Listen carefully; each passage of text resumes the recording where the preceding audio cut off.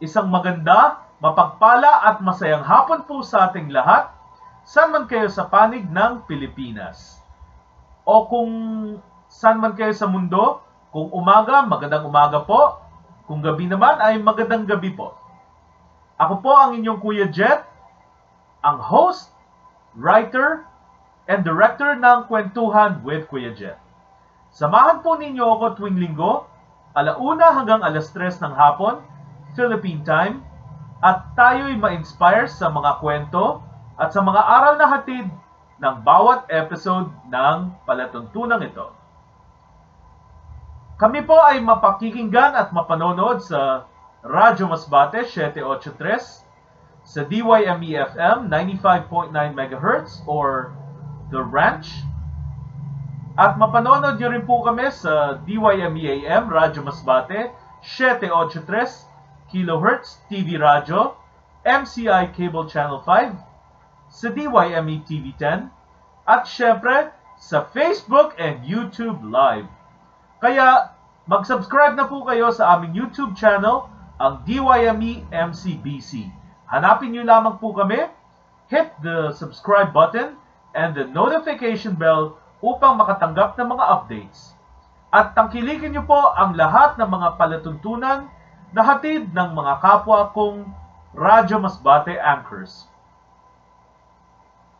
Halina't magsaya tayo sa pamamagitan ng mga kwentong makadudulot ng ngiti, tuwa, saya, at lakas ng kalooban. At syempre, hindi po natin kalilimutan na ang mga kwento natin dito ay nakadudulot ng mga kaalaman na maaari natin gamitin sa habang buhay. Ngayon po ay ang ika-15 na episode ng Kwentuhan with Kuya Jet. At ang episode natin ay pinamagatang Palakihin ang ating mga anak para maging matalino at mabuting tao.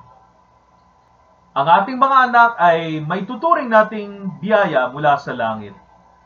Sila kasi ay nagbibigay ligaya sa bawat pamilya at syempre sila ay tagapagdala ng karangalan at tagapagmana ng mga yaman natin, lalo na pagdating sa kabutihang asal. Sila ay may tuturing din nating salamin ng pagpapalaki natin sa kanila. Bakit mahalaga na hangarin ang tagumpay ng ating mga anak? Paano ba natin sila dapat naturuan na maging matatag at manindigan para sa tama? Paano ba natin matuturuan ang ating mga anak na bumuo ng sariling mga pangarap at matutong magpasya para sa kabutihan? Yan ang ating sasagutin mamaya, pagbalik ng Kwentuhan with Kuya Jet. Siyempre, pagkatapos ng trivia na aking handog para sa inyo. At ito'y tungkol sa mga natatanging pamilya na nakabuo ng pangarap sa pamamagitan ng kanilang mga ama, ina, at syempre mga anak.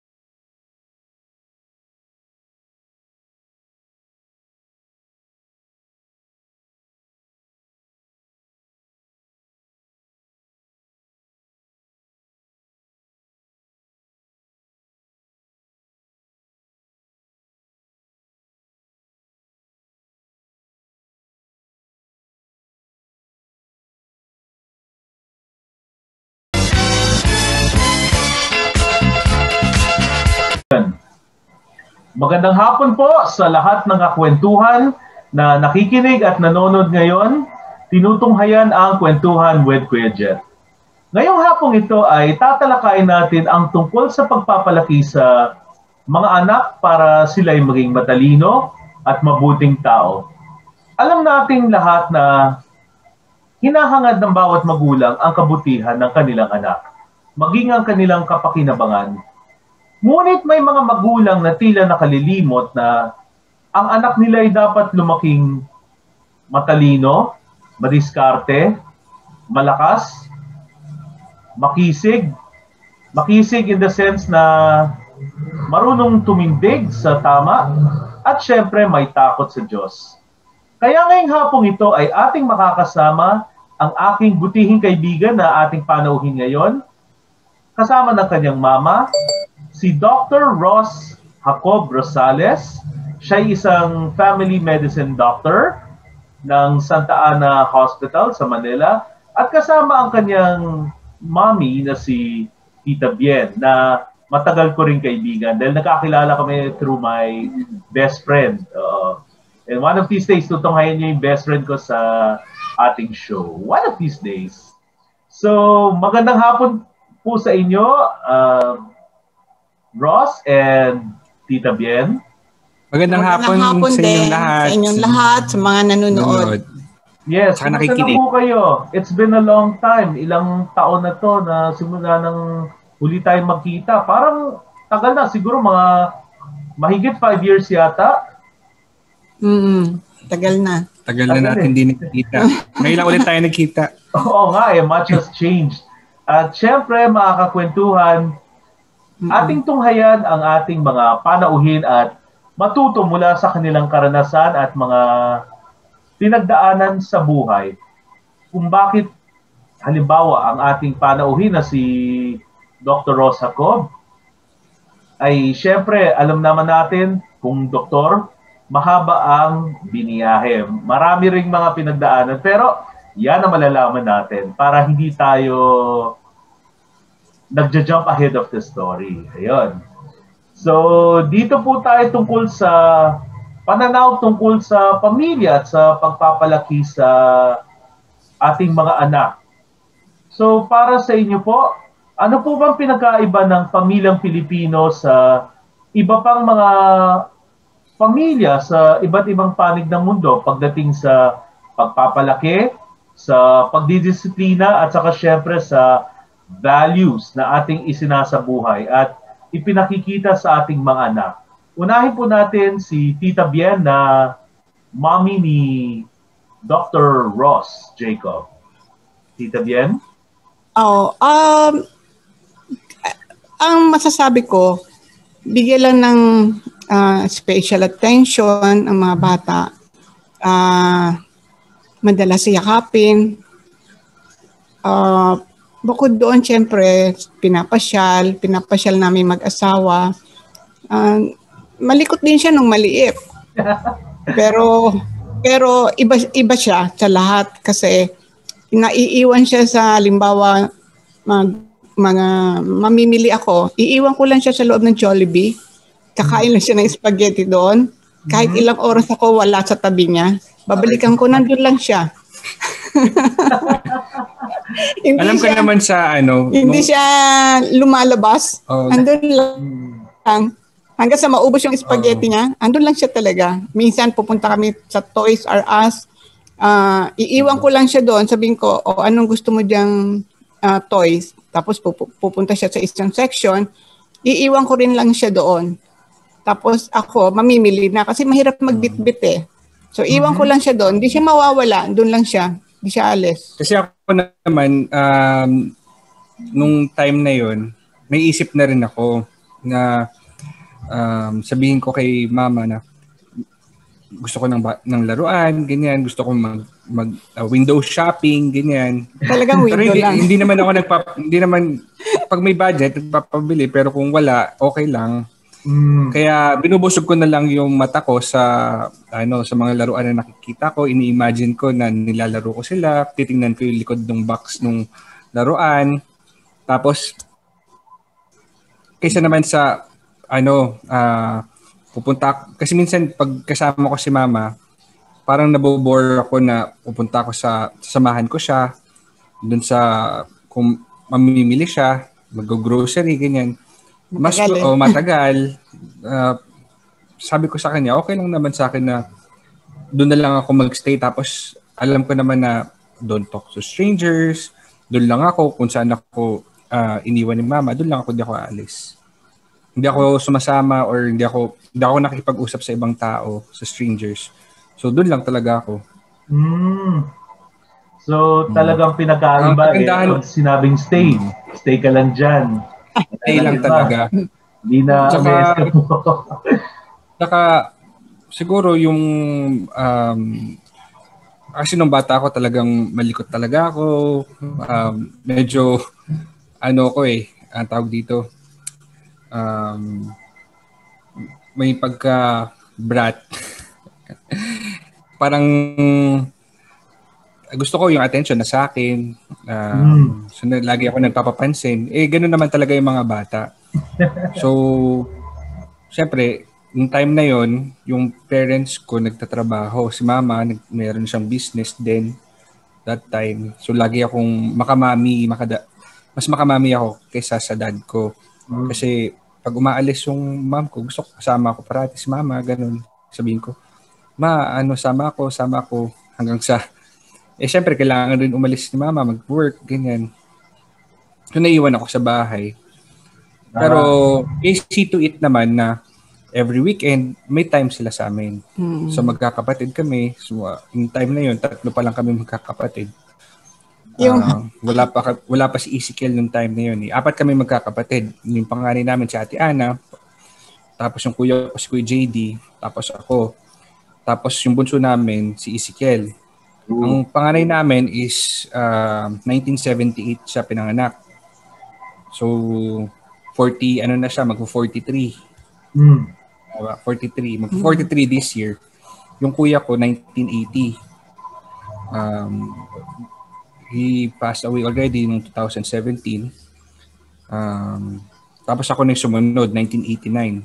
Tapos sumunod yung bunso naming kapatid, 1999.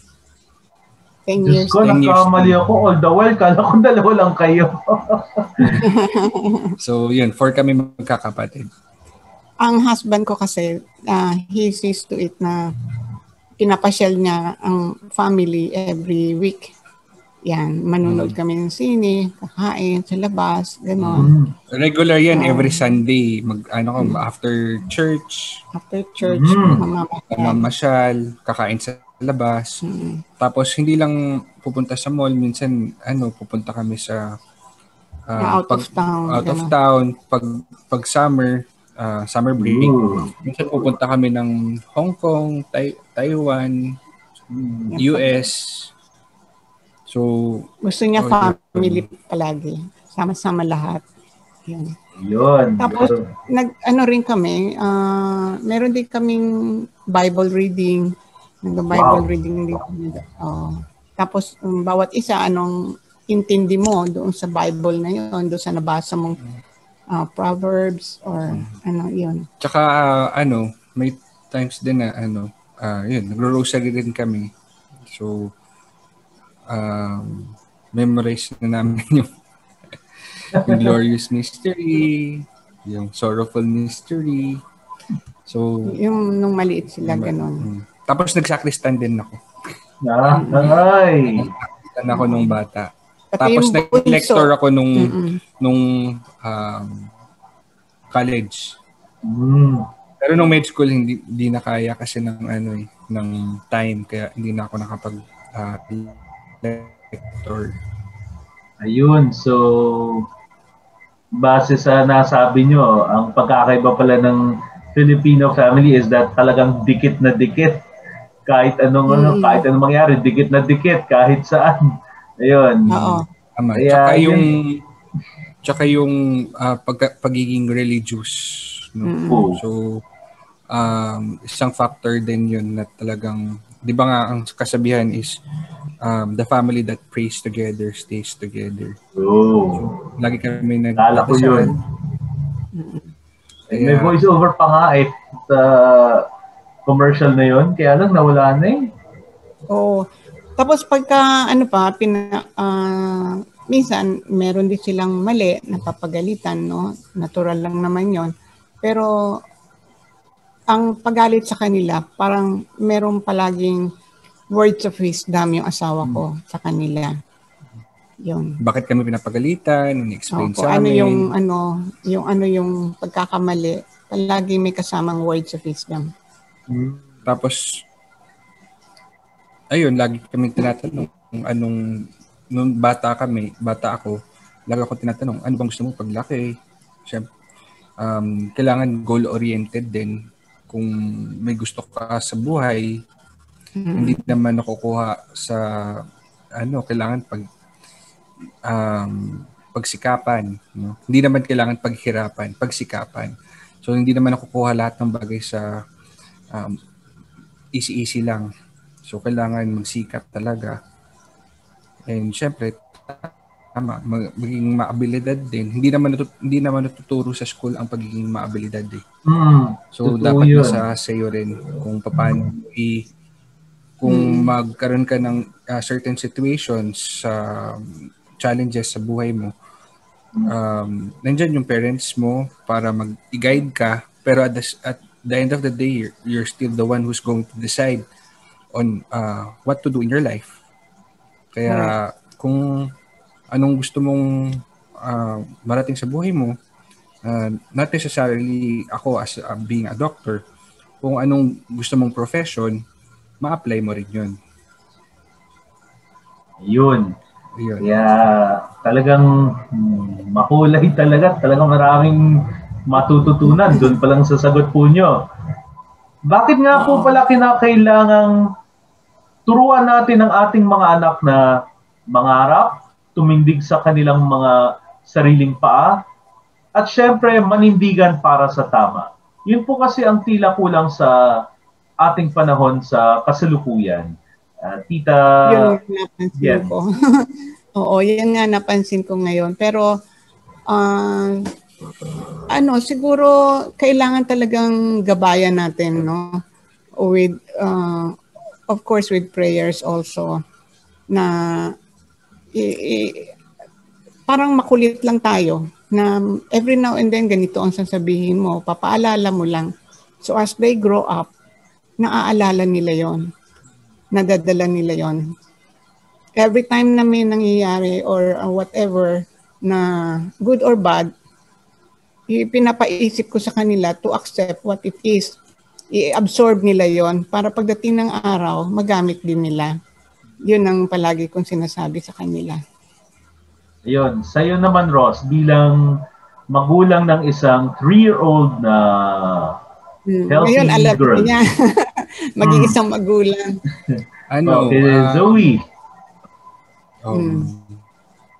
Siyempre, kailangan niya 3 years old pa lang siya eh. So, she's exploring, no? Para sa akin kasi first 7 years of childhood is really crucial in developing their personality, no? And kailangan nandyan ka parate sa anak mo, lagi mong bibigyan ng halaga yung presence nila, ina-accept mo yung minsan nagkakamali sila. Siyempre, bata pa lang yan. Hindi nila alam kung ano yung ginagawa nila. Akala nila tama. So, minsan siyempre, hindi pa nila alam yung lakas nila. Minsan, natatapik ka. Yung tapik nila, malakas. Pero, para sa kanila, parang wala lang yun. Parang kinakalabit ka lang. Parang ganun lang sa kanila. So, kailangan bibigyan mo sila ng tamang attention, and kung nagkamali sila, kunwari may na accidentally na tamaan yung baso tapos nabasag, hindi mo naman kailangan talaga sigawan yung bata na papagalitan mo sila, papaluin mo sila, no? Kailangan relax ka lang. Nako, kailangan ko matutunan yan. Kailangan relax ka lang, titingnan mo yung situation na kung Kasi mag-observe yan kung ano yung magiging reaction mo, no? So pag ganun, explain mo lang next Zoe, kasi si Zoe pangalan kasi ng anak ko. Zoe, it's all right, no? Don't cry. Daddy's here. Siyempre, ang sa akin, before ginagawa ko, minsan nagta-time out ako nagbibigay ako ng time out sa kanya. Pero hindi ko na ginagawa ngayon kasi pang nag-realize ko, hindi pa niya naintindihan bakit sila tina-time out. Isipin ng, siguro iisipin niya na may condition lang ang relationship namin. Conditioning pala.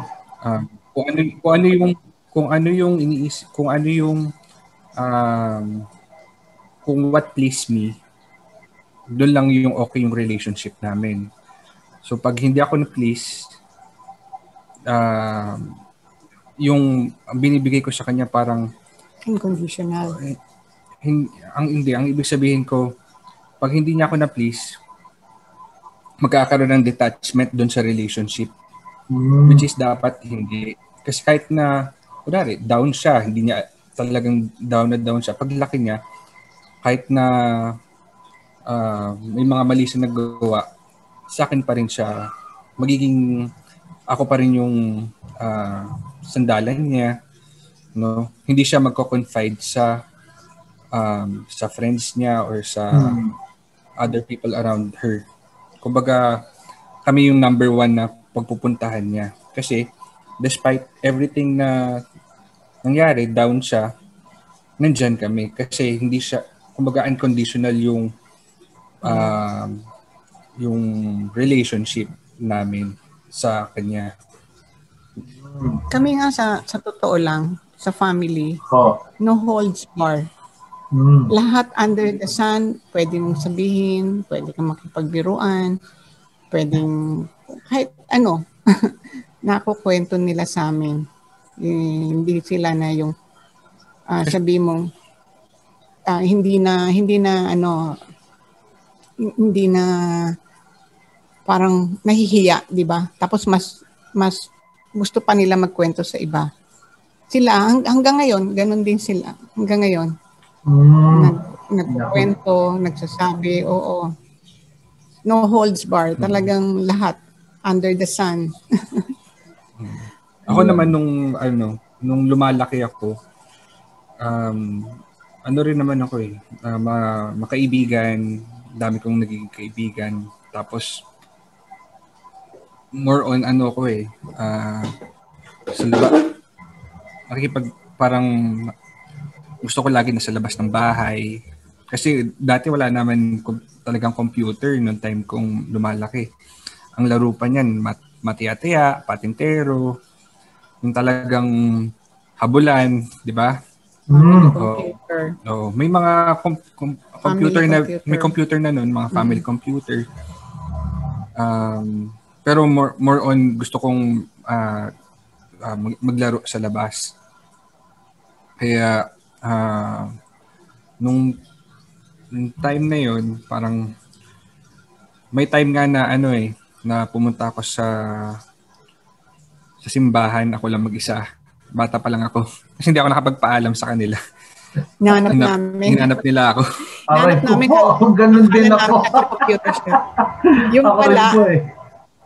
Yung pala, pumunta siya ng simbahan para mag-church visit. Tapos ngayon, nakita niya yung kanyang mga kasama sa sacristan. Yun. Nag-stay lang ako doon, pero yung pala hinahanap na nila ako. Nandun lang ako sa simbahan. Buti hindi ka nakagilap sa mall. Sa mall, ako ibang kwento na yun.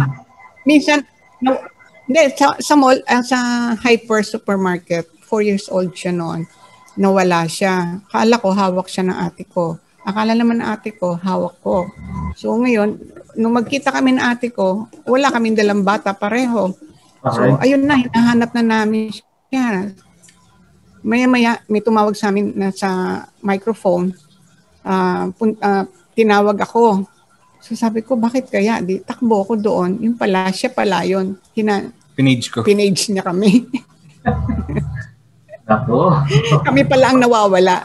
Ewan ko, ano kung bata,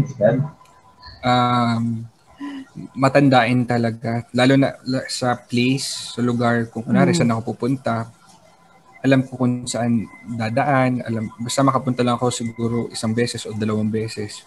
Tandaan ko yung lugar. Kaya hindi ako mawawala. Pinage niya kami. Siyempre, hindi ka na mawawala. Nawawala, diyan ka na sa bahay. Yung ating katangian bilang pamilyang Pilipino, ano po bang dapat manahin ng ating mga anak upang sila'y lumaking mabuti, matalino, mahusay at syempre matagumpay sa bawat panahon ng kanilang buhay, lalo na kapag sila'y umasenso at magkaroon ng sariling mga pamumuhay at pag-iisip? Alam mo, sa totoo lang, kahit na ganyan katulad siya, doktor na mataas na ang pinag-aralan niya, nakikinig pa rin siya sa amin pagka napapagsabihan tungkol sa mga bagay-bagay. Actually, hindi naman, pagsabi ko, hindi mga words of wisdom namin dinadaan. Hindi yung talagang galit o bilang magulang, pinupuno namin sila ng words of wisdom kung bakit ganito, ganyan. So, kahit na malaki na sila, natatanggap naman nila. Hindi sila kung sabi mo kasi malaki na sila, may trabaho na itsapuera ka na, di ba? Merong ganon. Hindi na yung magulang tahimik na lang, di ba? Hindi na kikibo kasi parang nalagpasan na siya di ba? Mali rin ho yun. Kami, ganon. Oo, mali yun. Pero sa awa naman ng Diyos, ang mga anak ko, hindi ganon. Tumatanggap din sila ng mga pangaral, hindi lang galing sa amin. Minsan, kahit sa mga kaibigan o hindi sila yung sabi mong feeling na bastos or na sabihin natin na parang, di ba, ba't mo ako pagsasabihan ano ako sa'yo, yung ganon, yung mas mataas ako sa'yo or hindi naman sa kahit yung mga kasama ko dito rin sa bahay na allow din sila kung halimbawa hindi na isara yung pinto o yun or mga na allow din na tinatanggap nila yun. Hindi sila rumiresback back or nagagalit. Walang mga talkback, Kasi yun po ang uso ngayon Yung mga napapanood sa mga pelikula, talagang kung makasagot, parang wagas.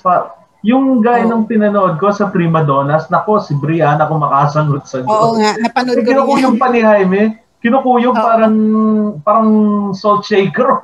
Ayaw pa rin. Oo. Sila hindi pa kami nakatikim ng galit mula galing sa mga anak namin. Hindi pa kami yung sabi mo na pagsabihan at sigawan, hindi. Yung galing sa kanila, lalo na ngayon, mga trabaho sila, hindi. Wala. Para walang regrets, anong dapat ipamana sa mga kids na dapat hindi ma-forget? Siyempre kailangan nandun yung respect. Kailangan nila matutunan yung pagrespeto sa elderly. And siyempre yung love, unconditional love ng parents, ng child sa parents din. Talagang two-way. Kailangan madama ng anak mo, ng ikaw as a parents and ako as a son, na paano mo ipapadama sa parents mo, kung paano sila mahal or paano sa actions, by showing them respect, kung may hindi lang naman respect. Paano yung respect, kailangan isip ako ng example or syempre yung mga maliliit na bagay, like for example pag alis ka na, papaalam ka, pag amen ka, alis na po ako, pag uwi mo naman, mag-amen ka na sabay-sabay. Usually kasi pag nag-dinner, sabay-sabay kami kumakain o kwentuhan kami. Yun. So hindi na mawawalangan, constant communication din. Kagandahan sa Filipino family, we really have a close family ties, no? Talagang family ties.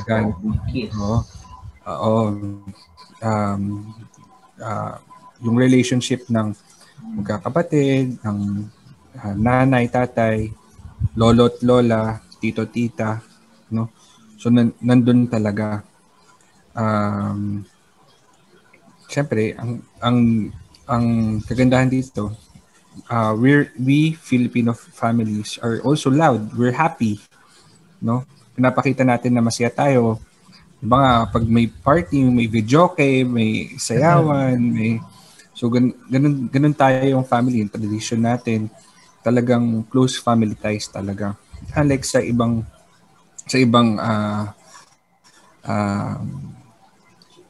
other countries, no. Yung iba kasi pagdating ng 18, independent na, sila, humihiwalay na talaga, pero tayo kasama pa rin sa bahay, sa parents, inaalaga yung mga anak, inaalagaan yung parents, no? Sa iba naman, sa other countries, yung mga parents nila, inaano nila sa home for the aged, no? Aray ko po, nakasaksi na ako doon. So iba-iba talaga ang yung family sa other countries. Dito kahit na hindi tayo ganun ka well off, hindi tayo yung parang tayo, masaya pa rin tayo kahit na konting handaan lang, ganyan. Ang importante is nandiyan si nanay, si tatay, si kuya, si ate, magkakasama, kumakain, masaya na. So ganun tayo yung natin, that's what we are kind of family we have, no? As a Filipino. True. Totoo yan. Kaya ayun, kumbaga kahit na nakikita na, nag-iiba na kasi yung generation ngayon eh. I don't know if you really noticed it. Medyo nagiging American na, medyo nagiging open na, no? Hindi katulad before, no? Talagang iba-iba. Ewan ko sila mama, nung bata sila, syempre iba rin yung generation nila. So iba yung paano sila pinalaki, paano sila paano yung pagiging disciplinarian ng parents niya. Sila naman, hindi naman sila ganun ka-authoritarian. Sila, more on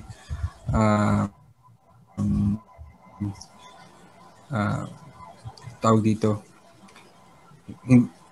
Si mama, medyo may democracy. Si daddy, medyo siya. Kung ano sinabi niya, yun dapat. Naging okay naman ako. So sa tingin ko, may mga nagawa silang, nagawa naman tama. Kailangan kasi sa parents, merong isang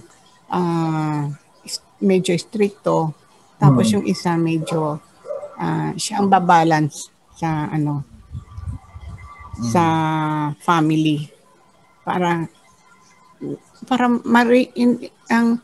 ang pagpapalaki kasi, hindi dapat yung ang bata ang aano sa iyo mag-reach out. Ikaw dapat ang mag-reach out as a parent sa mga bata. Hindi sila, kasi mas marami, as a parent, marami na kami pinagdaanan. So sila, wala pa. So kailangan tayong parent ang bababa para sa kanila. Para magkaintindihan. Di ba? Kasi, di ba, hindi nila alam kung ano yung language na natin. So, kailangan tayo ang bumaba kung ano yung language nila. Sasakyan natin. Tama.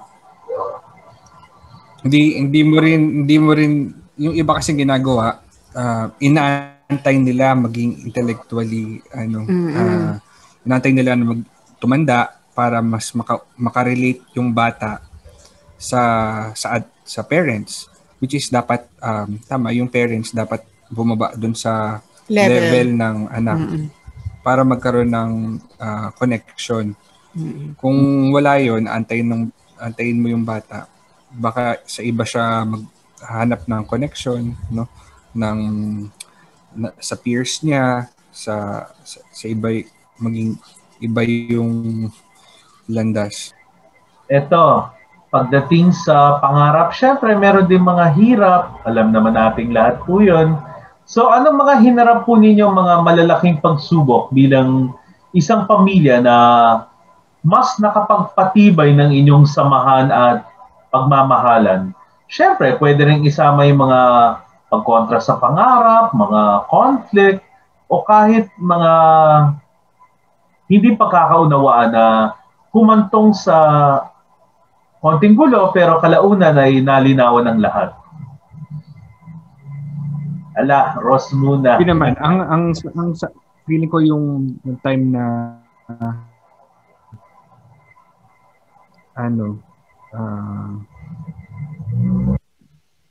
my brother passed away in 2017. It was really we were really devastated na nawala yung kapatid ko. Talagang nalulungkot kami, depressed kami that time.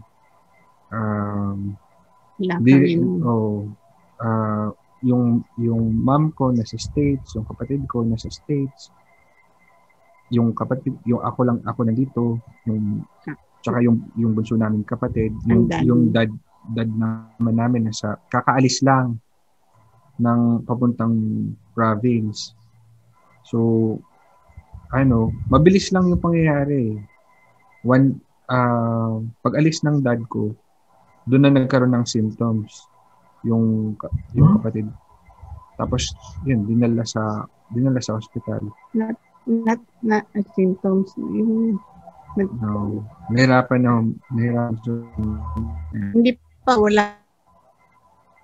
COVID 2007. 2017. Duty siya noon sa Metro North. So, tapos nandito yung bunso namin. Buti na lang, nandito yung bunso. Siya nagdala sa hospital kasama yung yaya. Ayun, ang pinaka namin, kumbaga, hindi naman conflict yun. Parang, parang kami noon, parang down kami talaga. Yung parang depressed kami lahat, lalo na ako nasa Amerika. Ako gusto kong lumipad, di ako makalipad kaagad. Wala ako sa tabi ng anak ko. Special child namin yun Special alam child. Alam ko parang na-meet mo na siya before. Kuya JD. Yung naka-wheelchair, minsan sinasama ko sa party. Minsan dinadala rin namin sa mall, pinapanood namin ng sine kasama mga yaya. Yun. So, siya ang naging binding din namin. Naging bond namin lahat sa family. Siya naging angel namin na talagang maraming miracles na binigay sa amin. Miracles. Until now, nagka-guide pa rin siya sa amin. Yeah. Hanggang ngayon, talaga nag-guide pa rin siya sa amin. Kumusta naman po siya ngayon? Physically, wala siya. Kumusta naman po siya? Wala na naman. He passed away na in 2017. I'm sorry to hear about that. Oo, yun yung kinukwento namin na nadala siya sa hospital. Wala kami. Oh. Talagang tinaon niya na wala kami. Kasi siguro pag nandyan kami, talagang gagawa kami ng paraan para mabuhay siya. Pero pinaalis din niya si Jacob eh. Duty siya noon, nandun si Jacob. Tapos nasa ER siya, may mga pasyente siya doon. So, yung Jacob sa ICU, okay naman siya. That time, that hour, that minute, okay siya. Ang vital signs niya, okay. Tapos, tawag siya sa ER. So, bumaba siya sa ER. Ngayon, pagbaba niya, tinawag naman siya ulit sa ICU. Kasi, yun na. Si JD. Pati ang yaya nasa labas din, hindi rin wala talagang hindi siya pero but before that marami siyang paramdam na ginawa na talagang hindi namin maintindihan kung bakit wala siya pala. Ang mga manifestation yun. So kung nasan man siya, sana'y nasa bosom siya of the Lord and making other people happy, of course, through manifestations, miracles. Ayun. Kaya tandaan natin, mga kakwentuhan. Isa pa sa... Huwag tayong bibitiw. Isa pa sa pagiging doktor. Siyempre, marami na rin akong experience regarding sa mga situations na ganun. Siyempre, as a doctor, we're just but an instrument of God. Hindi naman talaga namin hawak yung buhay ng tao. So, ginagawa natin yung best natin namin as a medical professional to extend the life of our patients. Pero if God really permits na kailangan niya na bumalik sa Kanya, then who are we to halt that, Kumbaga, lahat naman kami as medical professional, mga doctors, nurses, gusto namin maging okay lahat ng maging pasyente namin. Pero, as I said, si God pa rin yung may last say. Ano nga palang payo po ninyo sa mga taong madalas na nagrereklamo dahil hirap sa pagpapalaki ng family, mga magulang na madalas na hadlangan o pigilan ng pangarap ng kanilang mga anak, mga magulang na madalas na kagalitan ng kanilang mga anak at ginagaway sampal salo kesa na payo salo. Tapos mga anak na madalas na sumusuway sa mga magulang. Ayun. Unahin po natin si Tita Bien. Yes.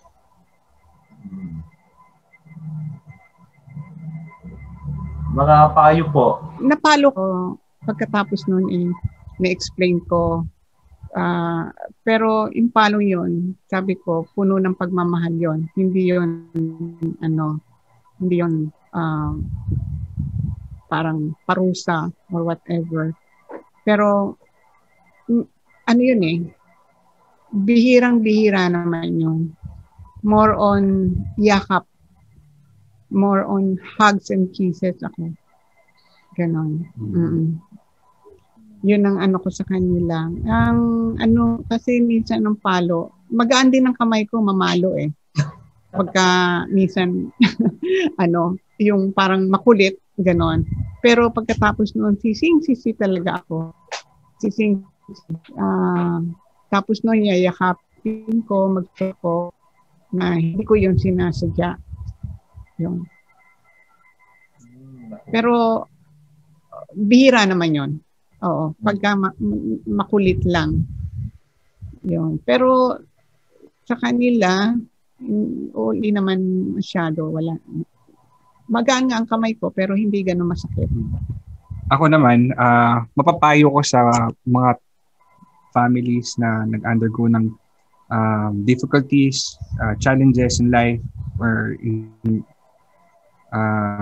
in their families, no? May problem kasi kanya-kanyang situations yan, kanya-kanya rin yung paano i-go about yung sa solution or dun sa problem ng families, no? So kailangan talaga hanapin cause nung problem, baka ganun, anong trigger, bakit ganun yung relationship ng family.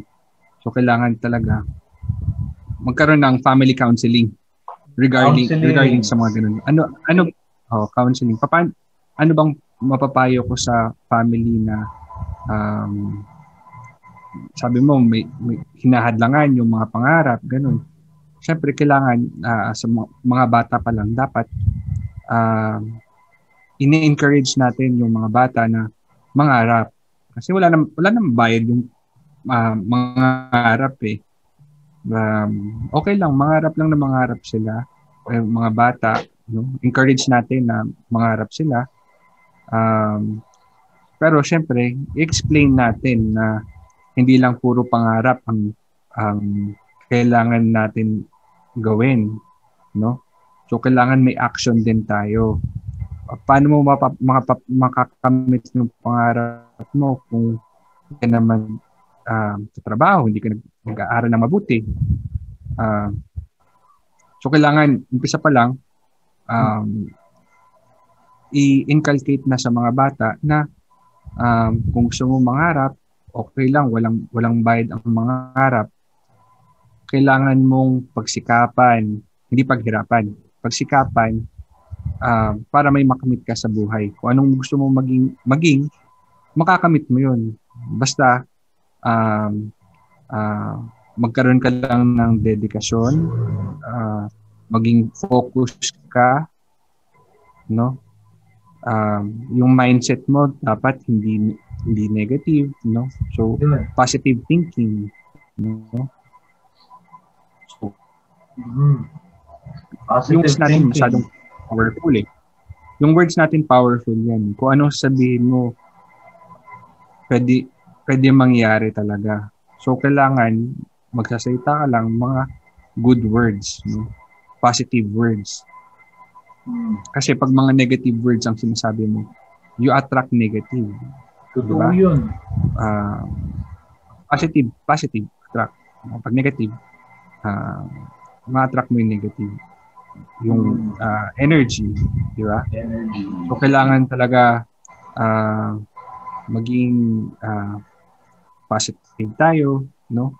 At the same time, yung pride natin kailangan bawasan or kailangan wag natin pairalin ng pride natin lalo na sa family, no? Sino bang magtutulungan kung hindi tayong family, di ba? Yung family nyo, walang ibang bibigay ng guide sa inyo, walang ibang magsasabi ng talagang totoo, kundi family mo. Kahit naman anong mangyari, kahit na balik na rin natin yung mundo, iisa lang ang family mo. Hindi ka pwede. Kung ano yung binigay sa inyo, yun.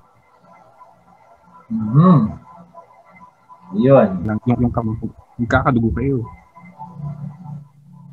So, kung hindi kayo mag-away, magtampuhan, siyempre hindi naman maiwasan, tao lang tayo.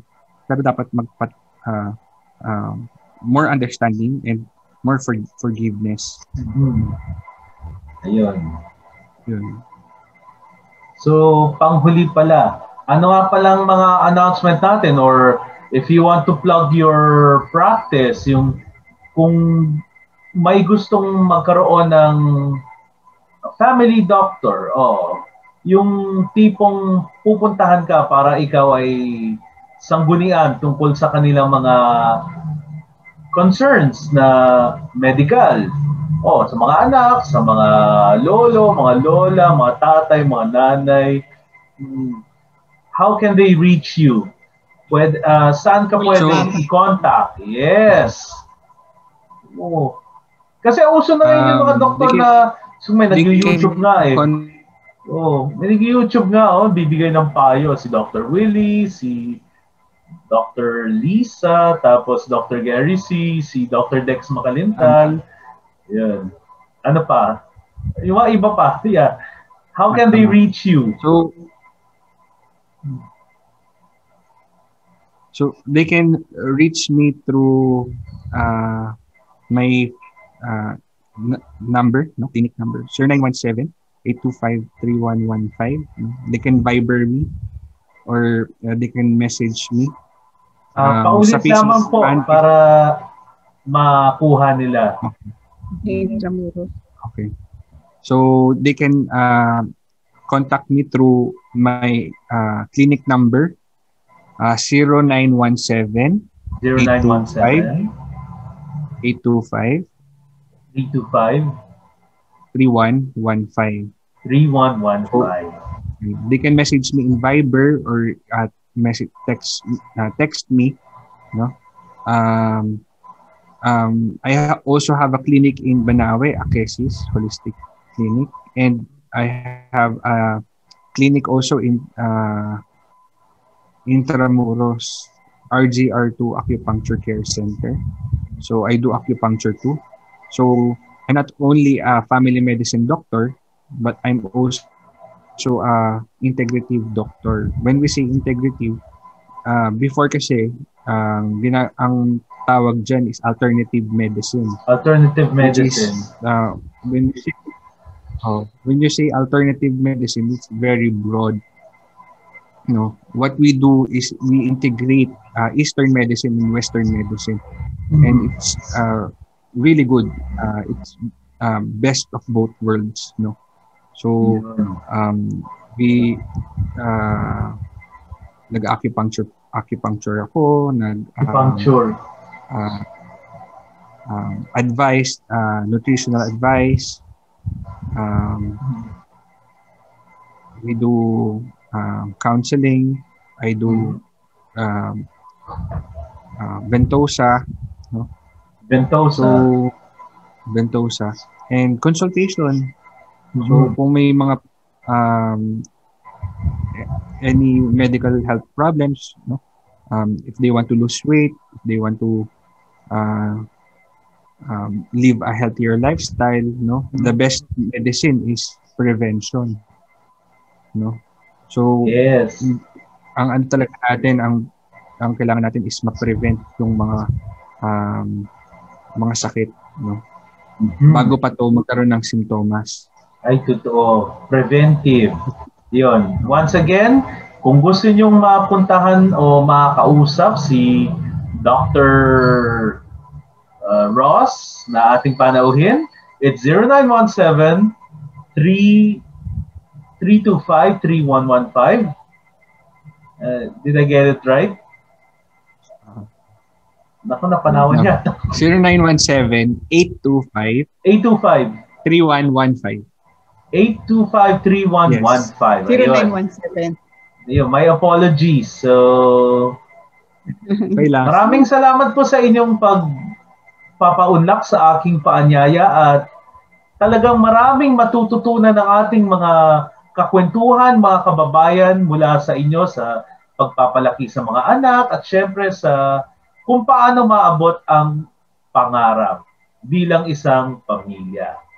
So, part to ng ating Valentine's Day 3-part special kasi nagsisimula ngayong February 14 and then syempre mag-e-end yun sa launch ng first day ng second season which is on the 28th and may surprise guest tayo. So maraming salamat po muli and of course, we hope to see you again sa future episodes. Maraming salamat po. Thank you very much. Thank you. Good night.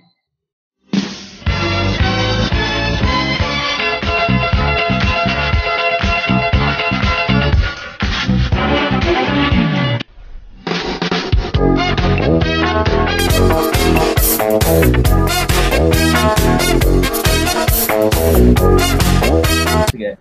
Magandang hapon po sa ating lahat, mga kakwentuhan. Tayo po ay nasa special feature ni Kuya Jet na kung saan ay i-feature natin ang mga events such as book launch, mga advokasya, mga ibang event din gaya ng mga pagtitipon, virtual or otherwise, mga conference, mga training, at iba pa. At dito sa special feature ni Kuya Jet, for Valentine's Day, ay makakasama natin ang dalawa sa ating mga speaker ng Philippine Advocates for Consultants and Trainers for March. At tandaan po natin that this is open to everybody. Dahil ang training ay kayang gawin ng kahit sino. Basta importante, merong right skills, right knowledge, right attitude, and right perspective. Kasi kung hindi tayo matututo, paano na tayo? Saan tayo pupulutin? Para na tayong damo na wala nang silbi kapag natuyot at namatay. Kaya kailangan, through learning, tayo ay mabubuhay. Siyempre, pati puso, di ba? At kailangan, meron din tayong heart for learning, di ba? May dalawang heart pa. So, mga kakwentuhan, aking kasama ngayon ang dalawa sa mga speakers natin for March sa PACT na sina Mr. Albert Ryan Dunca and Ms. Suzette Munoz na parehong mga financial professionals. Magandang hapon po sa inyo. Magandang hapon po, Kuya Jet. Magandang hapon, Kuya Jet. Magandang hapon. Kumusta na kayo ngayon? Ako'y nagagalak na makita kayo at makasama ngayon kahit virtually. Yeah, exciting ito. Exciting tong programa natin at itong gagawin natin for March, no? And I believe malaking tulong po ito sa ating publiko, sa ating mga kababayan. Yeah. Yes, thank you so much, Kuya Jet, for inviting us in your radio show. Thank you so much. O naman, at saka syempre, PACT always has a special place sa Kwentuhan with Kuya Jet sapagkat ang mga training na ito ay para sa lahat kahit nasan man kayo, basta ang mahalagay huwag po nating isara ang ating isip at puso sa pagkatuto because malay natin, isa sa inyo, mga kakwentuhan ay meron pala kayong tinatagong galing. Bakit di nyo ilabas, di ba? Kumbaga, kailangan mamunga tayong lahat. At dito sa kwentuhan Kwentuhan with Kuya Jet ay hindi tayo maaring hindi mamunga. Ayun, so start po tayo. Ating ikwento ngayon kung ano ang ating mga handog para sa March. Sa inyo po, Ate Suzette, anong inyong handog na programa? Okay. Magandang hapon ulit sa mga listeners ni Kuya Jet. Now, let me just briefly introduce myself, okay? I'm Suzette Munoz. I'm one of the newest members of PACT. I am actually an HR practitioner. I've been doing consultancy for HR and I do corporate trainings also. Ako po ay isang blogger and also an author of a recently published book called Post-Birth Pains That Lasts Forever.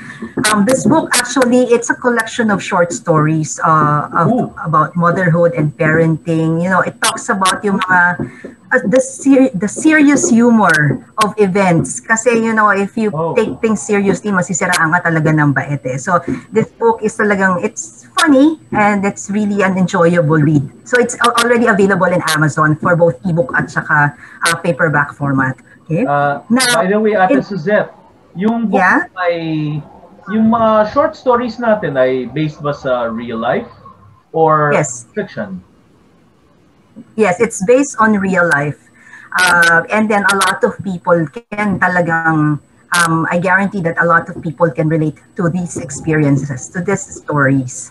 So, yeah, it's fun talagang, it's an enjoyable read for everybody.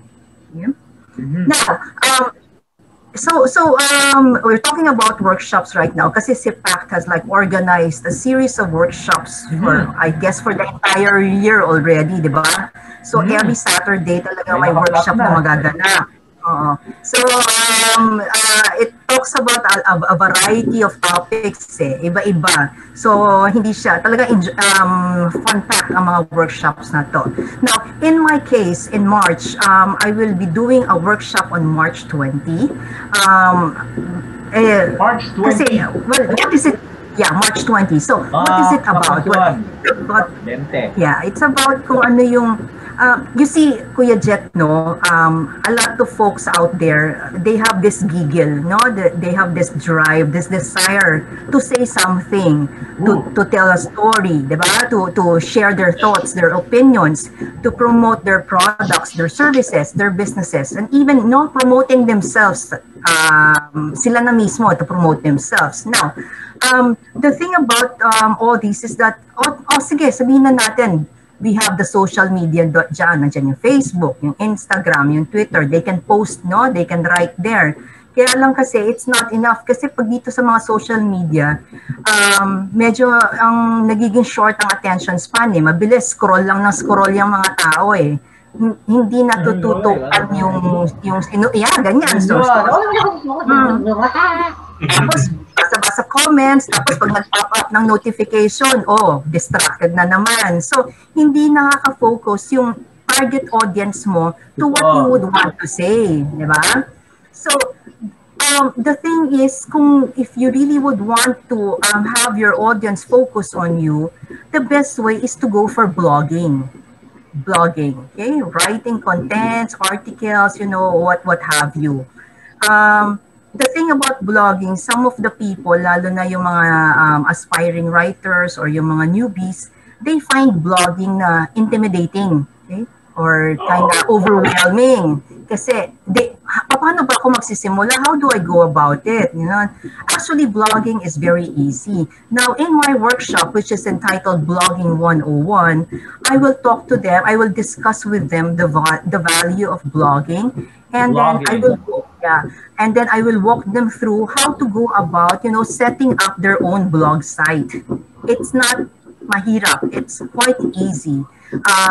That's why, ang ano lang dyan is, kailangan lang maturuan sila kung paano ang step-by-step process. Kasi, nandyan na yung mga resources eh.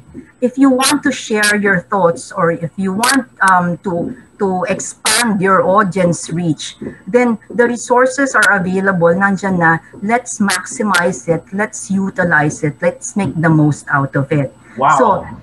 So blogging is like a great avenue for aspiring writers, for marketeers, for writers. Ako, nagsimula lang ako sa blogging until finally I got my confidence to write my own book na and publish it. So yung mga ganon. So those are the things that I will be discussing and during the workshop on March 20. So it's Blogging 101. It's a 2-hour workshop. It starts at 2 o'clock. So it's not going to take much of your time, but it's full pack. Alam mo naman sa pack, it's full pack palagi. So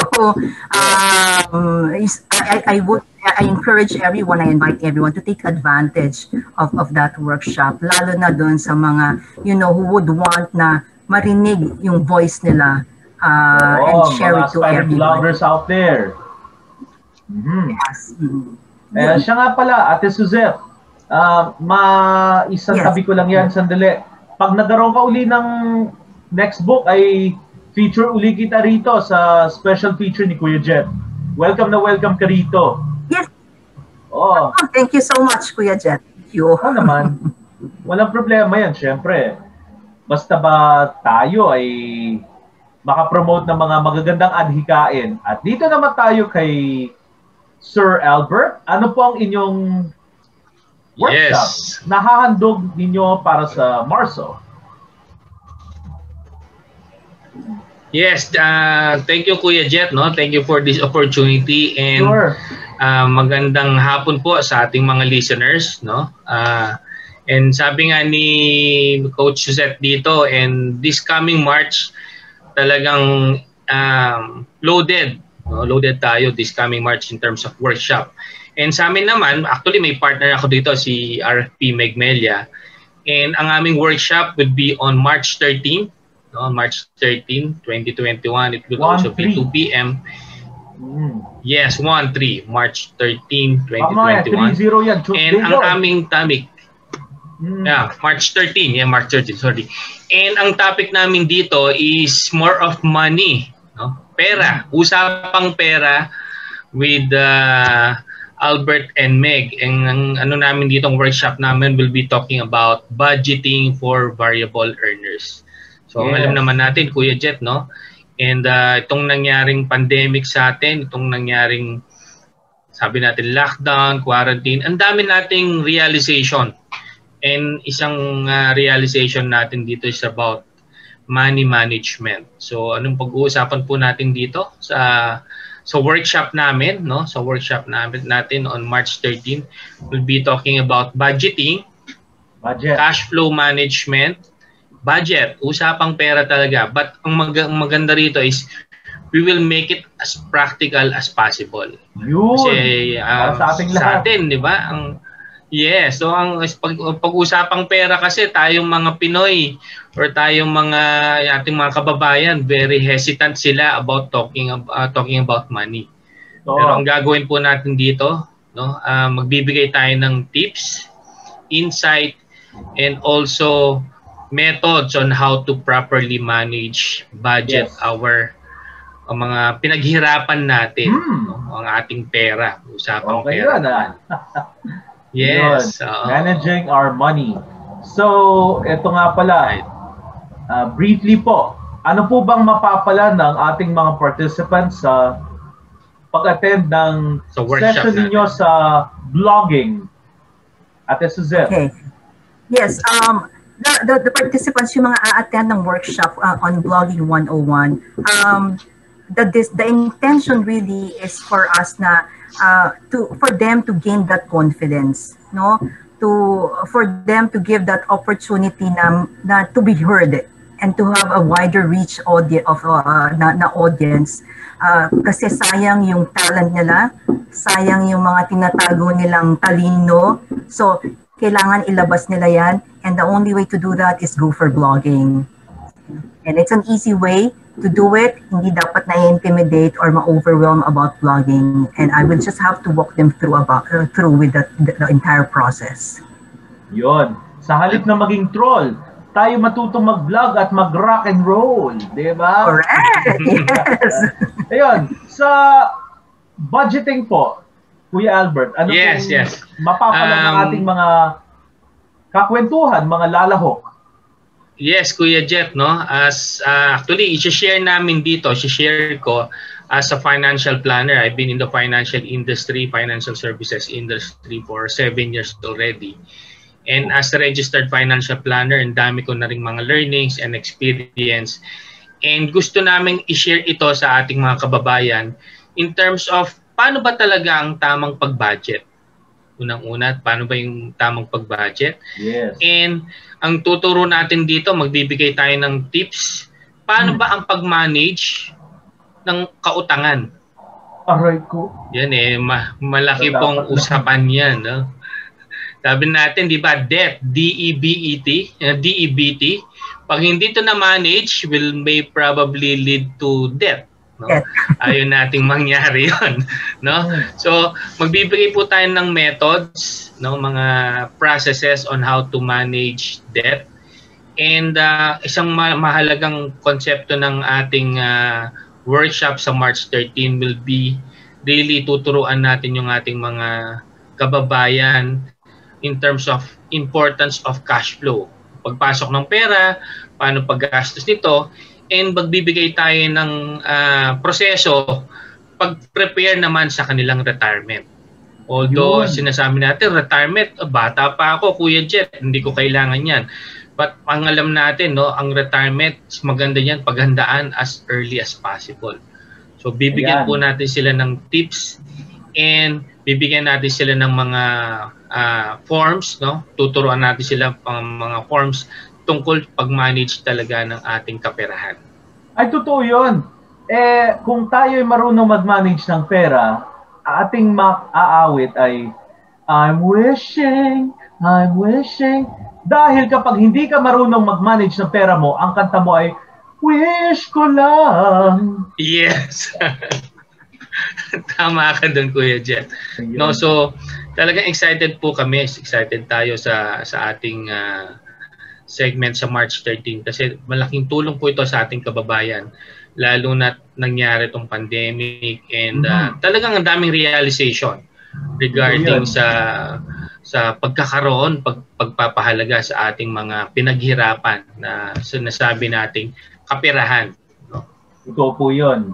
Mahirap talaga ang maging bato o maging abo ang ating pinaghirapan.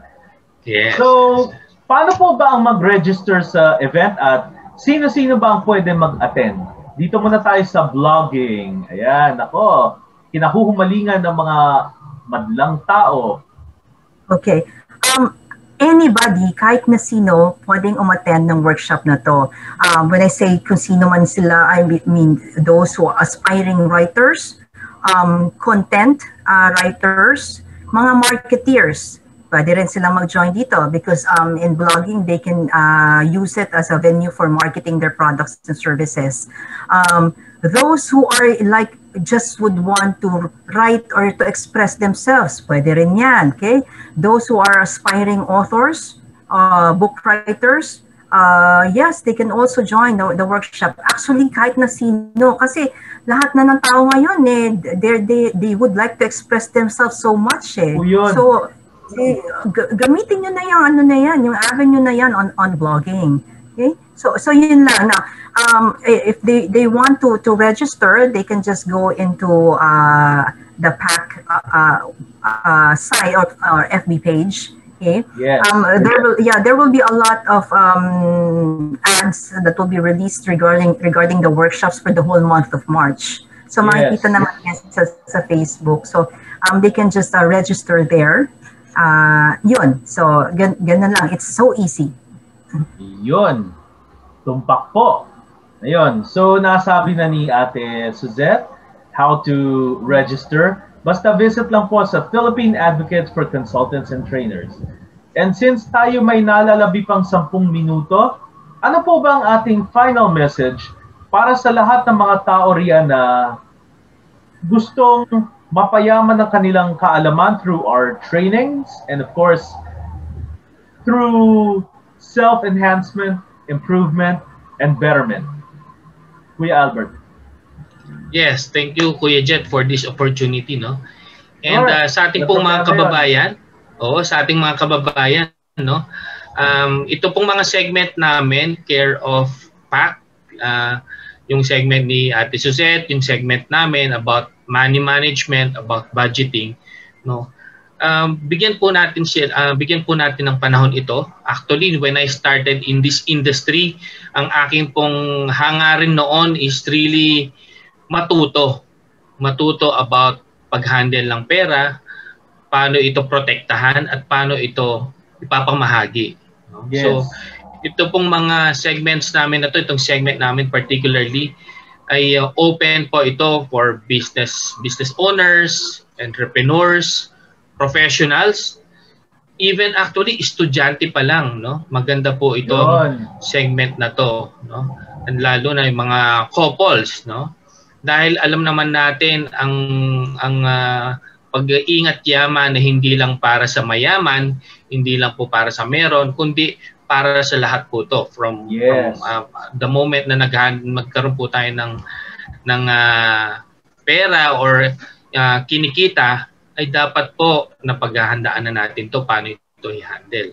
So sa ating pong mga kababayan, inaanyayahan po namin kayo na umattend, no, mag-register sa aming mga segment sa March 13 and also kay Ate Suzette, no, sa kanyang segment.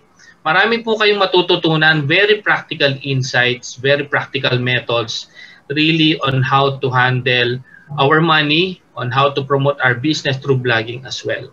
And also we have other programs po. Siguro i-share ko na rin, Kuya Jet. Sure. Yung program ni PAC, no, sa March 6, meron din tayo about graphic design, and March 27 regarding designing and impactful intervention programs, care of PAC as well.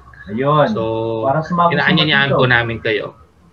Yes. Siyempre, kahit saan man kayo sa panig ng mundo, kahit na sa nasa may Patagonia kayo o nasa Antarctica kayo, pwede kayo mag-attend. Basta syempre, tayo mag-register. At abot kaya naman ang ating mga mababayaran sapagkat in the long run ay ating mapakikinabangan ang mga workshop na ito. And Ate Suzette, ano pong ating final message para sa mga nagnanais na payamanin ng sarili? All right. Thank you once again, Kuya Jan. The series of workshops that yung PAC has organized, no, I would like to encourage everybody to take advantage of this. Kasi these are being run and conducted by mga experts na in their fields. So let's take advantage of this opportunity na binibigay sa inyo. And you know, hindi natatapos. Sabi ko nga palagi, hindi natatapos ang pag-aaral. Okay? Tuloy-tuloy tayo dapat na nag-aaral. It's a continuous learning process. If you think na alam mo na, actually hindi pa kasi marami pang nababago. There's so many changes. So let's take advantage of those learnings available. Yes. Alright? So, bago tayo magwakas, ay pakikita ko po sa inyo ang poster ng mga workshop natin for March. At kung kayo'y interesado, ay i-share niyo po ito sa inyong mga kakilala, kasamahan sa trabaho, at mga kaibigan. Kaya once again, for special feature with Kuya Jet, kasama ko po si Kuya Albert Ryan Dunca and Ate Suzette Munoz. Maraming salamat po on behalf of DYME and of course, yung mga taong sumusuporta sa Kwentuhan with Kuya Jet. Maraming salamat po sa inyong pagdating at pagpapaunlak sa aking paanyaya. Bye for Maraming now. salamat po, Kuya Jet. Maraming salamat, Kuya Jet. Yes, mga kakwentuhan, upang tayo'y matuto, upang tayo'y maging mayaman sa kaalaman, karanasan, at sa kasanayan, ay huwag po nating isara ang ating isip. Sapagkat maraming tao na nagnanais na tayo'y tulungan.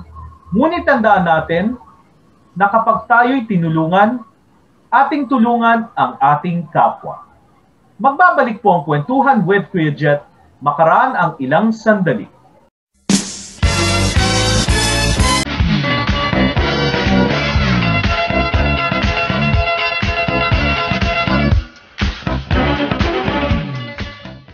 Natapos ng ating kwentuhan, kasama ng ating mga panauhing sina Dr. Ross Jacob, Ngayong natapos ng ating kwentuhan, kasama ng ating mga panauhing sina Dr. Ross Jacob Rosales at ang kanyang mommy na si Mrs. Bien Rosales, at syempre ang mga panauhin natin na PAC speakers for March sa ating special feature.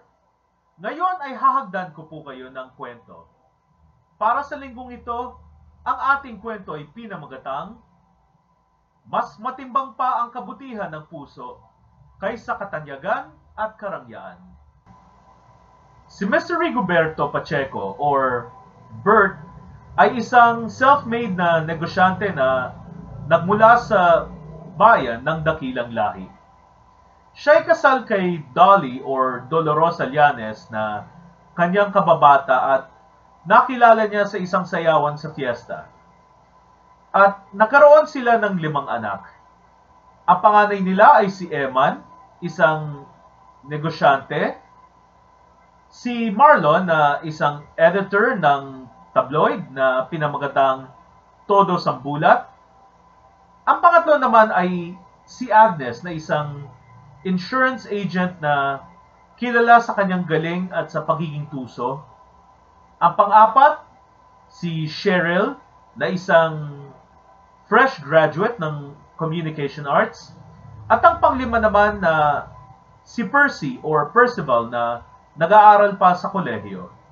Masasabing maganda ang buhay ng mga Pacheco sapagkat sa kabila ng mga pagsubok na hinarap ni na Bert at Dolly, gaya ng pagkalugi ng kanilang mga negosyo nung una, sila pa rin ay nakabangon at pinag-aral nila ang 5 anak.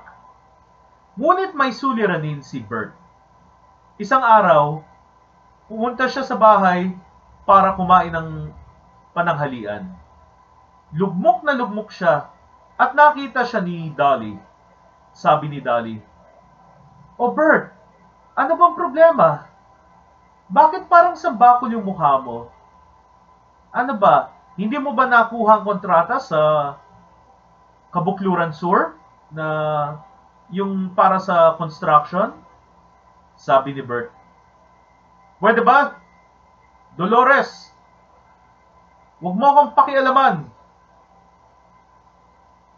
Sabi ni Dolly. "Anong Dolores? Dolorosa, palibhasa, galit ka na naman. Ano ba nangyayari kasi sa'yo, Bert? Pwede ba mag-usap muna tayo?" Sabi naman ni Bert. "Basta,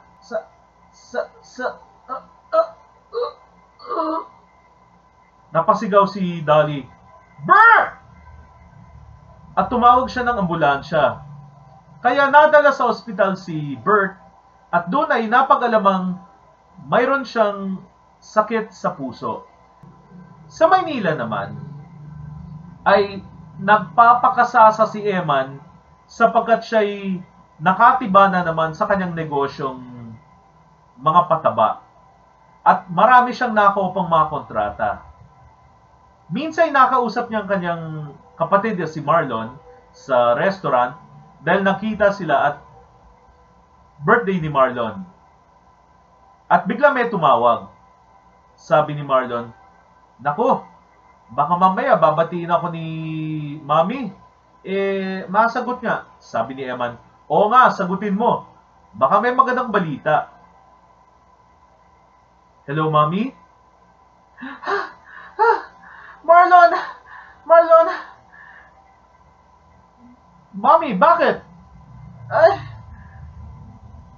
ang daddy mo, inatake sa puso. Umuwi kayo ngayon ni Eman." Nagalit si Marlon pagkababa ng telepono. Sinabi niya, "Anak ng kabayo naman, oh. Baka mamaya nagpapapansin na naman si daddy." Sabi ni Eman na mas matanda kay Marlon. "Intindi mo na lang. Alam mo, matagal ko nang napapansin na sumasakit ang dibdib ni Daddy. Ayaw lang niyang aminin."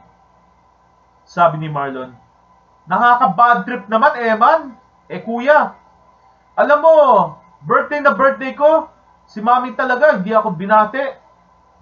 Sabi ni Eman, "Oy, kalmante ka lang. Ano ba mas mahalaga?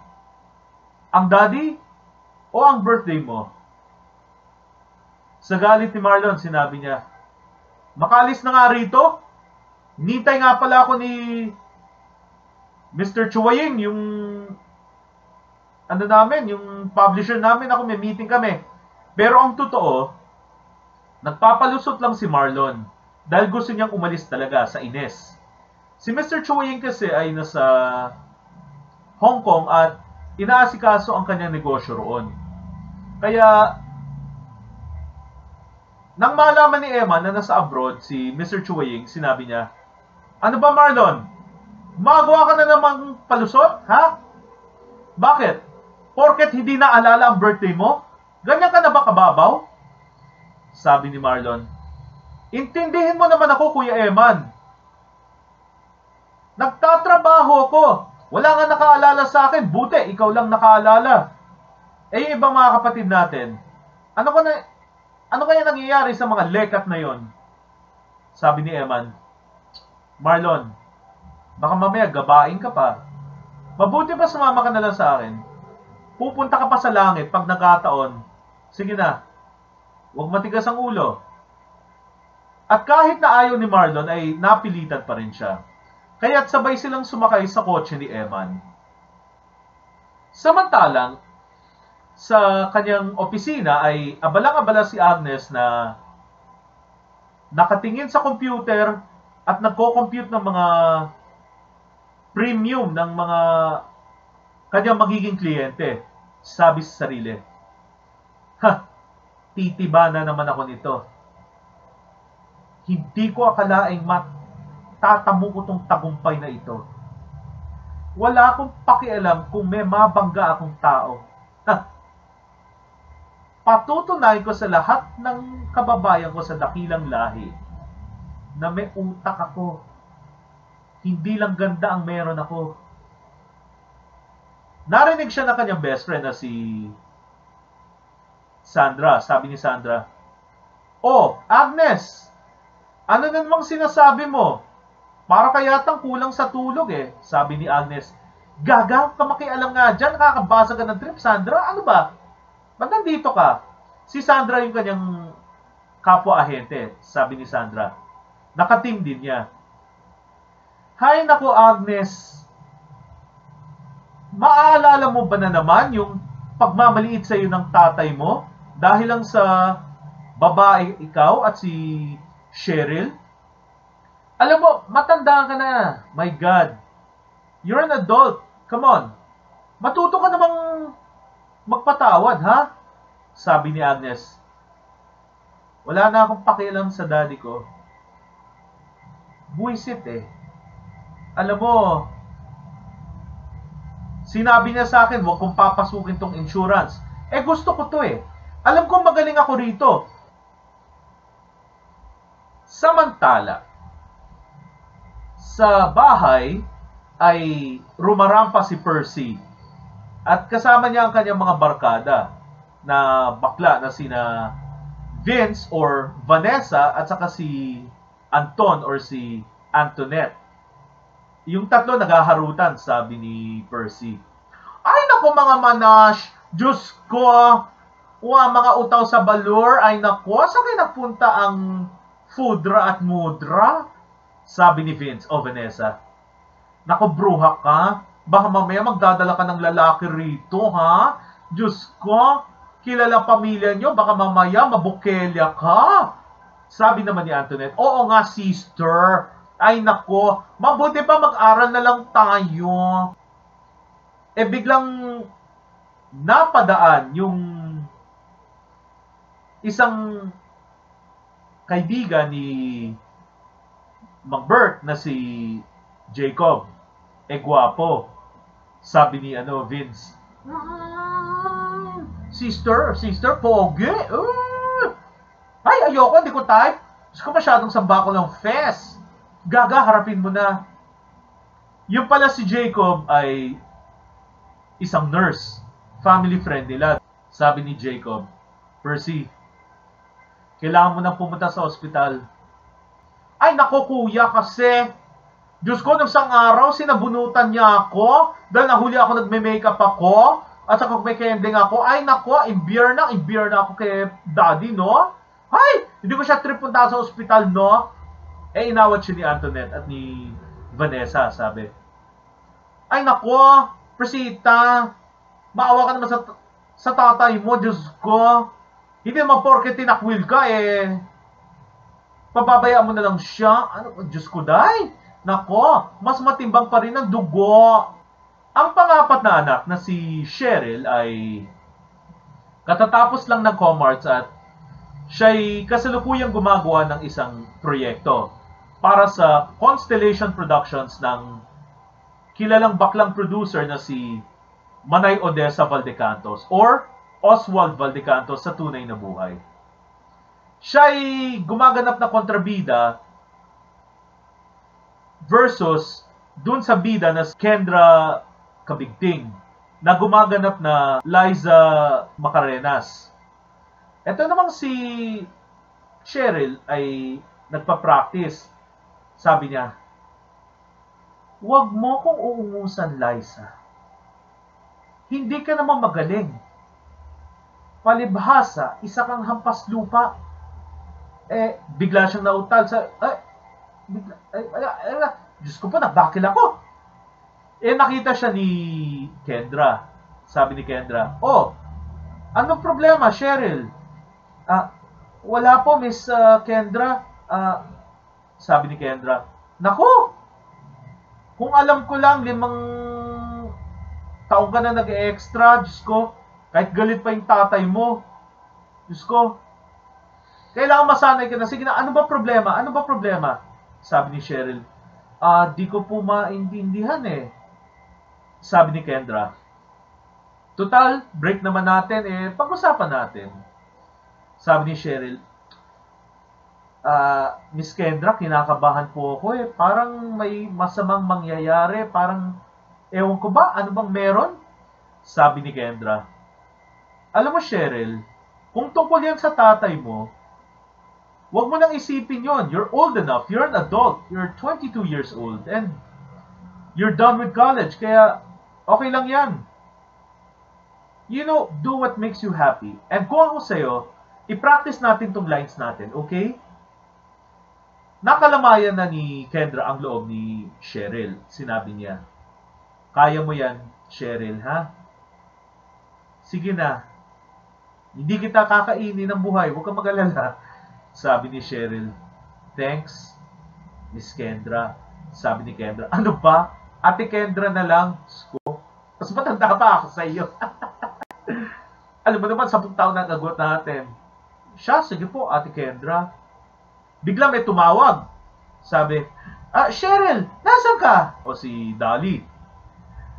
Ma, nasa shooting pa po ako kay Direk Warren De Silva.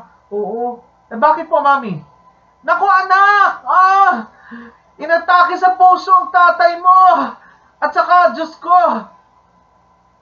wala pa mga kapatid mo dito! Wala, Diyos ko, ni isa sa inyo. Ano ba nangyayari sa inyo? Naku, ayan, tinatawag na kami ni Direk Warren. Sige na, Mami. Pasensya na ho. Talk to you later, okay? Bye-bye. Natanong ni Warren, ni Direk, what's wrong? Wala po, Direk. It's okay. Mag-usap tayo mamaya, ha? Mag-usap tayo. At pagkatapos nung eksena, naka-take 1 talaga, si Cheryl at si Kendra, ay masinsinang kinausap ni Direk Warren De Silva si Cheryl. Sinabi niya, Cheryl, napansin kong may problema ka. Ano yun? Wala po. Mababait naman po yung mga katrabaho ko eh. Hindi. Narinig kita. Mami mo ang kausap mo. Ba't mo binabaan? Kasi direct, tinawagan niyo po kami. Pasensya na. Sabi ni Warren. Alam mo, Cheryl, hindi ka magtatagal sa showbiz kung hindi ka marunong tumanaw ng utang na loob sa pamilya. Sige na. Puntahan mo na ang tatay mo. At balitaan mo na lang ako, ha? Total naman last shooting day natin. Sige na. Kung gusto mo, ihatid pa kita. Sabi ni Cheryl. Thanks, Direk Warren, but I'm okay. I have a car. Segunda mano nga lang. Nung paalis Cheryl ay nakita siya ni Manay Odessa. At si Manay Odessa, habang bumababa mula sa kanyang Chevrolet Silverado, ay tumili. Sabi niya, ay, Cheryl! May maganda balita ako sa iyo! Sabi ni Cheryl, sorry po, Manay Odessa, kasi emergency, inatake sa puso ang tatay ko. Naku, mukhang kailangan ng pera. Ito nga, lugi negosyo namin. Sabi ni Manay Odessa. Ay, nako, Cheryl, nako, mukhang ito, sagot sa problema mo, day. Ay, nako. Sinasabi ko sa iyo. Nako. Ay, Diyos ko, ang galing-galing mo dun sa mga pelikula nilabasan mo. Ay, nako, kaya, nako, bibigyan kita ng kontrata at Diyos ko, papalitan natin ang pangalan mo, Cheryl Pacheco, masyadong common. Ano po ipapangalan niyo po sa akin? Ay, may idea ako. Scarlett Serrano. Ay, ganda. At saka syempre, red na red ang lips mo, day. Kahit hindi ka naka-lipstick, kaya Scarlett Serrano. Pero may isang kondisyon ako. Huwag lang lalaki ang ulo mo at huwag kang igrata dahil, day, pag nakarinig ako ng nega tungkol sa iyo, ay nako, idadrop kita. Totoo. Ay nako, si Belinda Balboa, ginawa ko nga sa kanya yan, Diyos ko, nagpa-dali sa lalaki, takot ako ng babaeng yun, kaya yan, laglag siya. At pati si, Chelsea Camacho, my God, nako, Isa pa yon, maarte ang bruhang yon, kaya huwag kang tumulo sa kanila, ha? Sabi ni Cheryl. Opo, Manay Odessa. Sige po, mauna na po ako. Bago siya pumasok sa loob ng kotse ay inabutan siya ni Manay Odessa. Sabi niya, ano po to? Direk, ba't parang ang kapal nito? Nakuha ko na pong sweldo ko. Sabi ni Manay Odessa, Gaga, tulo ko yan sa iyo. Napakabait mo kasi. Diyos ko, sa kabila ng panlalait sa'yo ng mga tao na mahina ulo mo, Diyos ko, pati sa pamilya mo, nakukuha mo pang isipin ang kapakanan ng pamilya mo. Hindi ka nagnenega, kaya gusto-gusto kita, Day.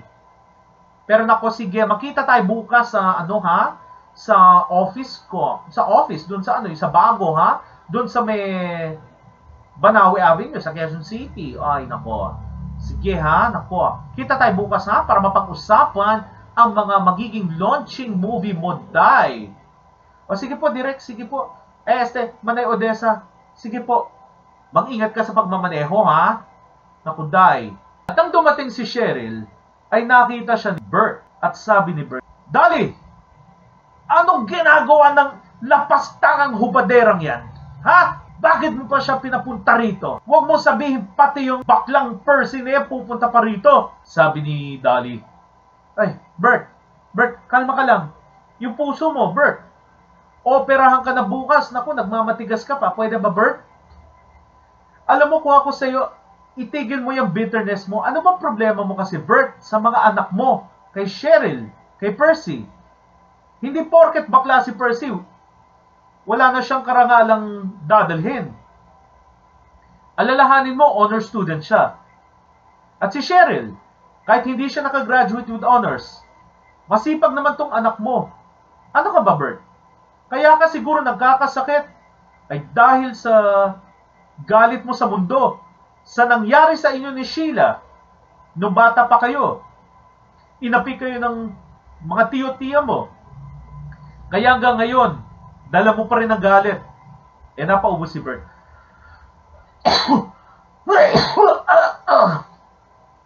Sheila, yung walang utang na loob ng kapatid kong yan. Bakit nahalo sa usapan niyang igradang yan?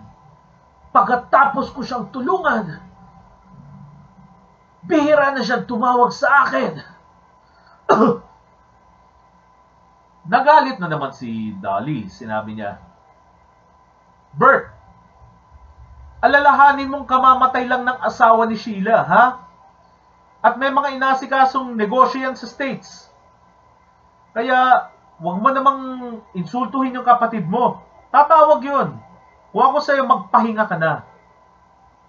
Si Cheryl naman, dahil sa ayaw niyang magpaapi pa, dahil ang tatay niya ay nanlalait sa kanya noon pa man, ay nagsabing, Dad, hindi ko po gusto ang panlalait niyo sa akin. Yung panghahamak niyo sa akin, tinatawag niyo kong hubadera. For your information, Daddy, I am just a sexy star. Pero ginagamit kong utak ko, hindi ang katawan ko, para sumikat. Dahil alam ko kung ano ang aking pangarap. At huwag niyo namang husgahan kami ni Percy. Hindi kami masama. Porket bakla si Percy, masama na siya. Dad, kaya malayo ang loob niya sa iyo. At yun ang sabi ni Lolo Alfonso at ni Lola Josefa ay dahil din sa inyo. Pero Dad, bago ko umalis,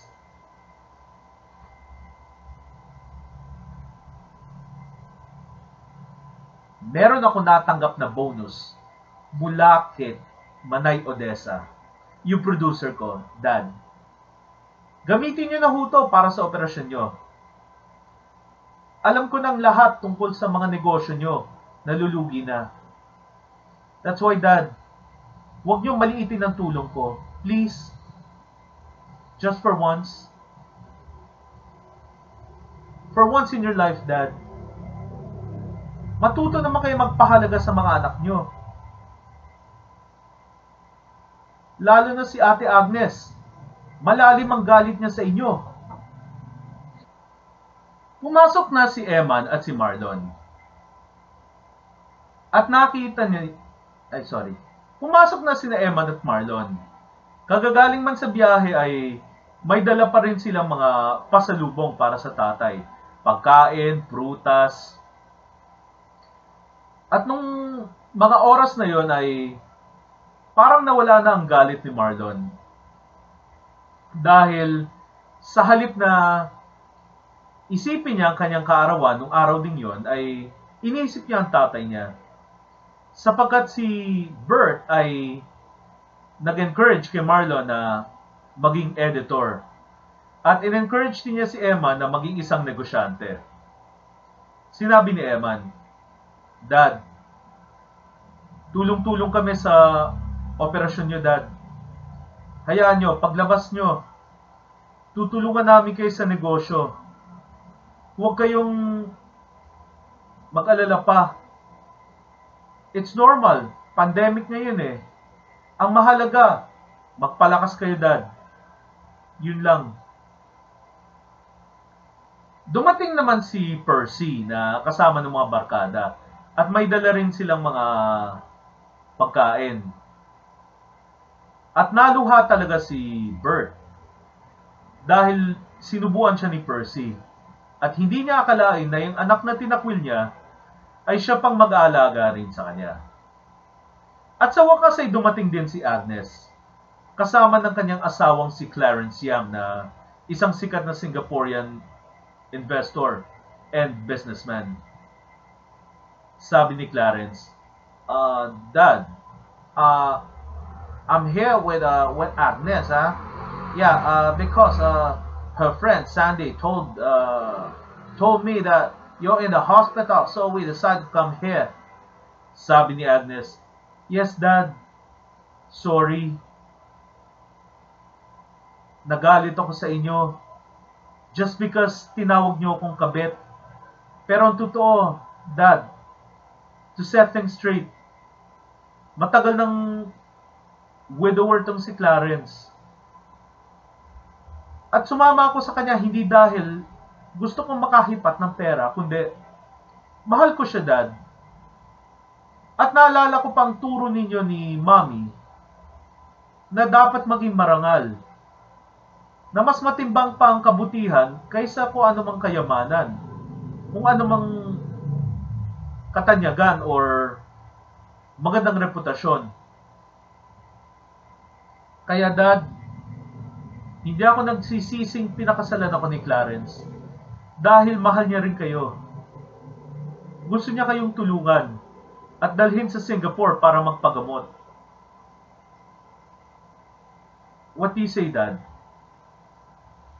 Napayak si Bert at napagtanto niya na maling-mali ang kanyang naging asal sa mga anak dahil siya'y naging masyadong strikto at nung siya'y maging mayamang negosyante na ay naging sakim siya. Kaya nagmana roon si Agnes.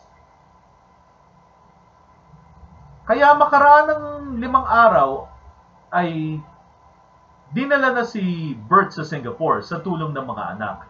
At doon ay naoperahan siya at nagkaroon siya ng cardio rehab.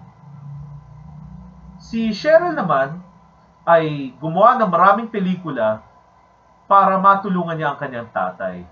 At dahil doon ay biniyayaan siya ng isang matagumpay na movie career. At niligawan pa siya ni Direk Warren na humanga na sa kanya noon pa. At sila'y nagkatuluyan. Si Agnes naman ay nagbago dahil napagtanto niya na si Clarence ang lalaking magdadala sa kanya muli sa tamang landas. Si Emma naman ay asikasong-asikaso sa ama at si Marlon ay ganun din. Nag-work from home muna si Marlon bilang editor-in-chief upang matutukan si Mang Bert. Kasama siyempre ni Aling Dolly. Kaya nang lumakas ng muli si Bert at nakabangon sa negosyo ay nagdao siya ng isang masayang pagdiriwang at naroroon ang lahat ng mga anak.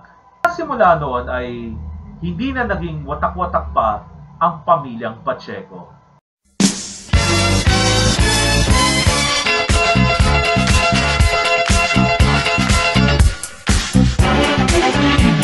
Sana'y nasiyahan kayo sa mga kwentuhan natin ngayon kasama ng ating mga panauhin at syempre ng ating special feature at Story for the Week. Sana'y nakapulot po kayo ng mga aral at huwag po kayong magsawang subaybayan ang Kwentuhan with Kuya Jet. Magandang pamana sa ating mga anak ang kabuhayan at pangalang na ipupundar natin. Ngunit mas mahalaga ang ginintuang pamana sa pamamagitan ng kabutihang asal, pagkabusilak ng puso at kalooban, at syempre, ang pagtulong at pagdamay sa kapwa. Matuto rin tayo sanang tumanggap ng kabiguan ng ating mga anak at palakasin ang kanilang mga loob upang sila'y makabangon at matutong harapin ang isang bukas ng may positibo at magandang pananaw. Ito po si Kuya Jet, na pansamantalang magpapaalam po sa inyo. Pero syempre, magbabalik po tayo sa isa na namang magandang kwentuhan sa susunod na linggo. Maraming salamat po sa inyong panonood at pagtangkilik. At mahal na mahal ko po kayong lahat.